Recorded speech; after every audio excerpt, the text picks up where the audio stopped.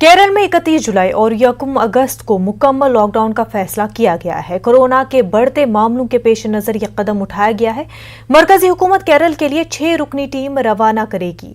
मरकज की ये टीम रियासत में कोरोना की सूरत हाल का जायजा लेगी। वाज़ेह रहे कि बीजेपी गुज़िश्ता रोज इल्जाम लगाया था कि ईद उल अजहा के त्यौहार में राहत देने से केरल में कोरोना के केसेस बढ़े हैं। हालांकि इन 2 महीनों में मुख्तलिफ मज़ाहिब के त्यौहार हुए हैं और मुख्तलिफ रियासतों में राहत भी दी गई है और कोरोना ज़ाब्तों की खिलाफ वर्जी भी होती दिखाई दी है। इसके बावजूद इल्जाम दर इल्जाम का सिलसिला जारी है।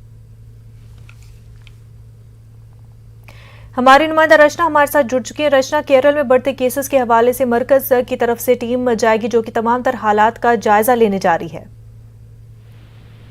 जी देखिए, जिस तरीके से केरल में कोविड के मामले बढ़ रहे हैं, इसको देखते हुए केंद्रीय स्वास्थ्य मंत्री मनसुख मांडविया ने एक कमेटी बनाई है और उस कमेटी को केरल भेजा गया है, जहां पर ये कमेटी पहुंचकर सारी जो सिचुएशन है उसका जायजा लेगी, उसकी निगरानी करेगी और देखेगी कि आखिरकार क्या कारण है, क्यों लगातार जो मामले हैं वहां पर तेजी से बढ़ रहे हैं।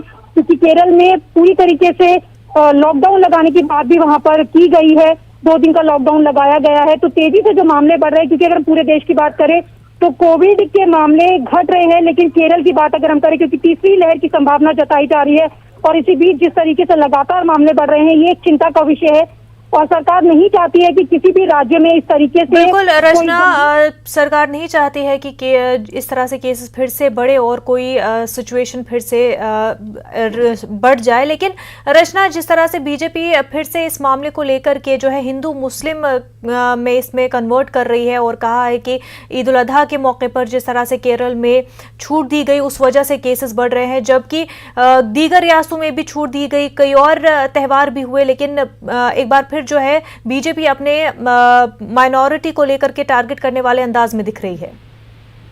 देखिए, जिस तरीके से जो बकरा ईद का त्योहार आया था और केरल में छूट दी गई थी, इसको लेकर भी हमने कई तरीके के बयान, राजनीतिक बयान सामने देखे थे।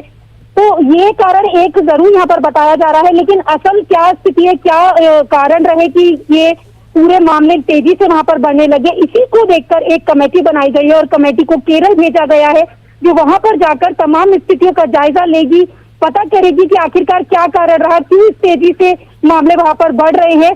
क्योंकि जिस तरीके से कहा जा रहा है कि केरल में ईद पर छूट दी गई थी और ये भी एक कारण है। तो यहाँ पर लगातार हम अन्य राज्यों की बात करें तो लगातार ये चीज बार बार कही जा रही है कि सोशल डिस्टेंसिंग का पालन करें और सोशल डिस्टेंसिंग का वॉल्यूशन करने पर ही तमाम तरीके के मामले तेजी से बढ़ते हैं। तो कहीं ना कहीं एक कारण ये भी रहा है कि सामाजिक दूरी का लोग उल्लंघन कर रहे हैं, चाहे वो त्योहारों के मौके पर हो या फिर जिस तरीके से आप तस्वीरें भी सामने देख रहे होंगे कि सोशल डिस्टेंसिंग को फॉलो नहीं किया जा रहा। इसको देखते हुए ये चिंता का विषय है। केरल की बात अगर हम करें तो केरल इस वक्त गंभीर स्थिति में, क्योंकि कोविड के मामले लगातार तेजी से बढ़ रहे हैं, ये चिंता का विषय है और इसी को देखते हुए इस कमेटी को यहाँ पर भेजा गया है, क्योंकि सरकार की पूरी कोशिश है कि किसी भी राज्य में इस तरीके की स्थिति ना हो, क्योंकि थर्ड वेव आने के करीब है, संभावना जताई जा रही है और ऐसी सिचुएशंस ना बने कि मुश्किल हालात हो जाएं। इसी को देखते हुए ये सारी चीजें सरकार की तरफ से की जा रही हैं।